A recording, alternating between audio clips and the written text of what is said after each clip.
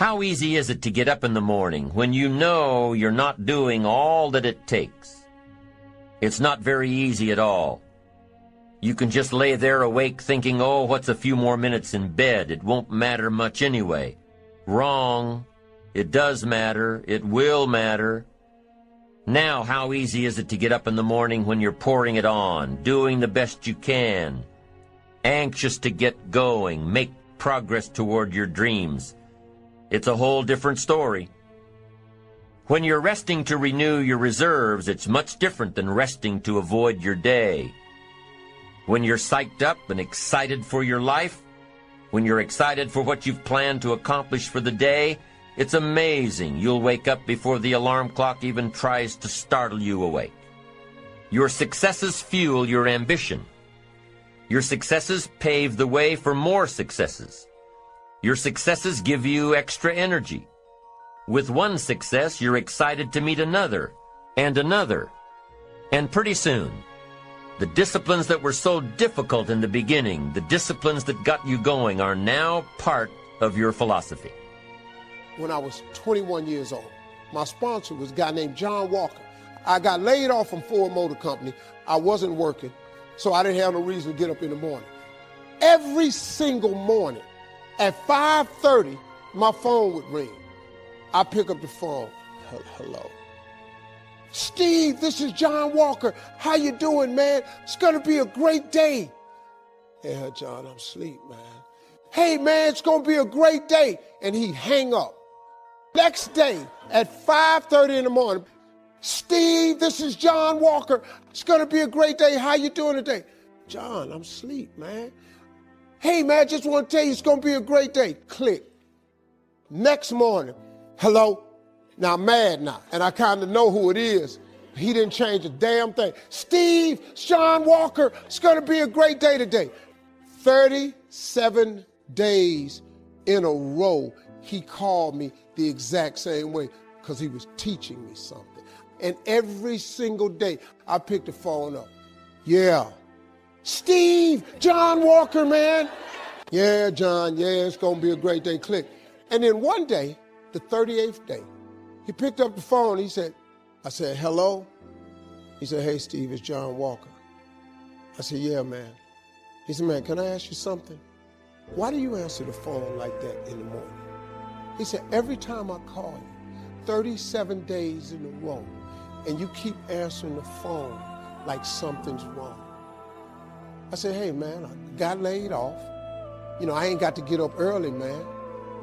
He said, I'm really disappointed in you, man. He said, man, when you gonna change your attitude?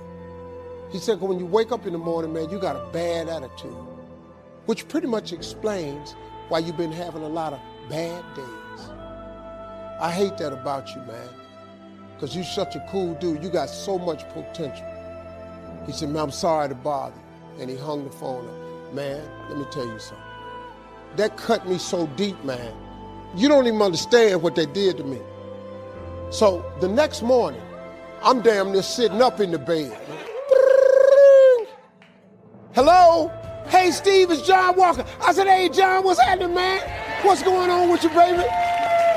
I said, it's Steve Harvey, man. He said, Steve, how's it going? I said, man, I'm having a great day, man. I'm having a great day, John, man. You don't believe it, man. He said, man, you my man. Click, and he hung up. And I wanted him to ask me what had happened, but he never did. Then one day he called me, he said, hey, man, you're going to be sheer greatness because you've learned how to wake up. 21 years later, I got a gig in Chicago on the radio. You know what I was? The morning drive guy. You know what I've been doing since 1991? Every single morning, I talk to 9.5 million people every week. I have the #1 adult contemporary radio show in the world. I wake people up every morning, and I wake people up with the right attitude because my attitude changed. It's the Steve Harvey Morning Show. Cut it on and watch how I do your every morning. Very important when it comes to developing yourself, your talents, your abilities, your skills. You can't manage time. Everybody is 24 hours. What's most important is managing yourself, what you do with your time. So I want you to think about what it is that you're doing with your time today. And you know what? If you look at it, all of us are basically the same. The only difference is how you use your time. As you look at yourself, look at where you are right now in your life, the people that are going to come out on top, the people that are going to achieve their goals, are the people who are mindful on how they use their time. You have to practice being mindful and asking yourself, is this the most productive use of my time? While my friends were pottery, I spent more time working on developing myself and my skills. I spent more time with my coach than I did with my friends. Why? I like my friends, but they weren't going to pay my bills. Write this down. If you use your time correctly, you'll be able to generate walk-away money. If you use your time correctly, you'll be able to generate walk-away money. The average person, time is no big deal to them. That you know people have a lot of talent, a lot of abilities, but they're not using their time appropriately. You don't manage time, you have to manage yourself. I just carved out time every day to memorize a minimum of 3 to 5 quotes. You give me a topic, I can roll with it because it's in here. I spend time working, reading, listening. If you want to put in the time so that you can learn a new skill, so that you can get out of a job that's not you. I remember when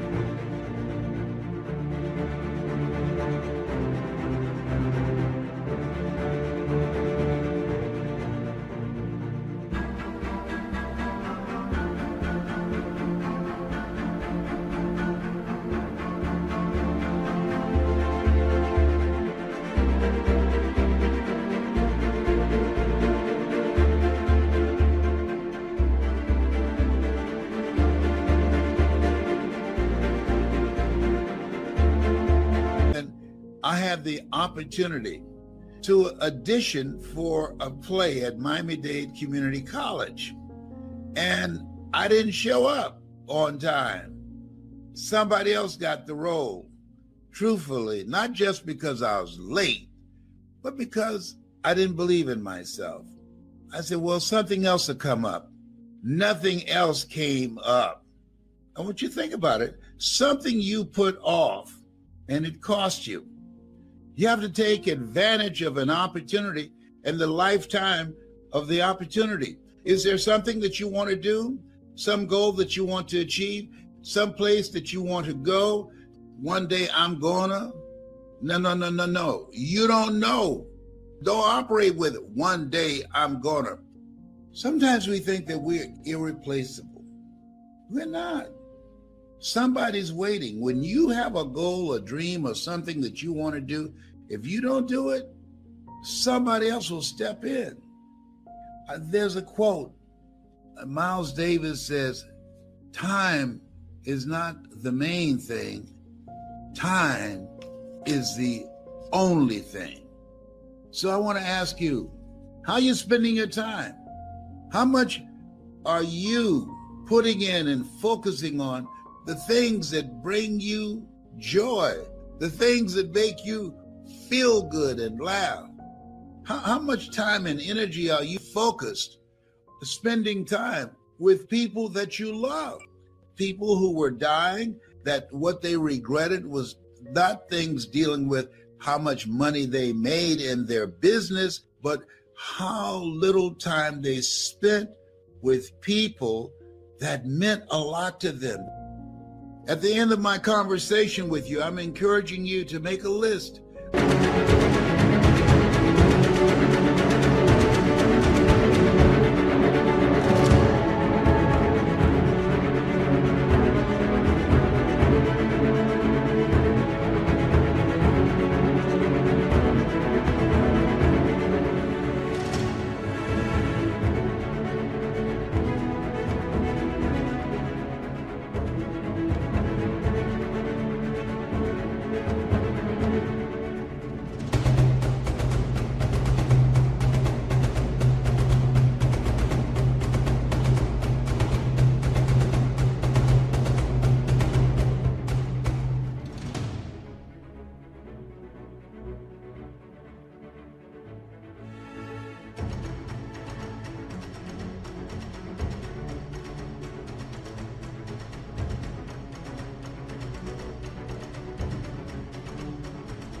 Of some people that you need to deepen your relationship and say, hey, I love you. And I just want to thank you for what you've meant to me. Think about some people who you care about and who care about you, and you would just like to do something kind by taking the time to let them know that you were thinking about them. If there's something that you want to do in your life that you've been thinking about, carve out the time to do it. Stop putting it off. Sometimes you never know the value of a moment until it becomes a memory. Sometimes you don't know the value of a moment until it becomes a memory. The people who take the time to learn something new every day. If you're willing to learn, no one can stop you.